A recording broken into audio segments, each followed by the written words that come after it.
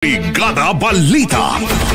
Mga kabrigada, si Attorney Topacio naman ikinalungkot ang revocable resignation ni NBI Director Jaime Santiago.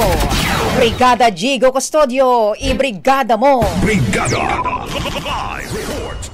Ikinalungkot ni Attorney Ferdinand Topacio, abogado ni Cassandra Leong at dating kongresista na si Arnolfo Teves Jr. ang biglaang pagbibitiw ni Jaime Santiago bilang Director ng National Bureau of Investigation. Ayon kay Topacio, si Santiago na dating hukom sa Regional Trial Court ay kilala sa kanyang malinis na reputasyon at mataas na pamantayan sa paglilingkod sa publiko.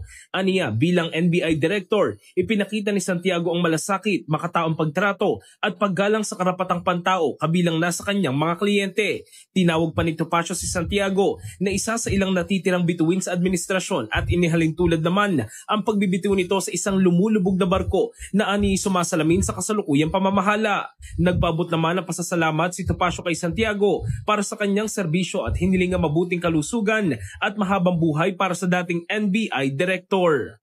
In the heart of changing lives, ako si Brigada Jigo Custodio ng 105.1 Brigada News of Manila, the Music News Authority. Ang bahaging ito ay hatid sa atin ng Fast Relax. Tanggal ang sakit, ora mismo.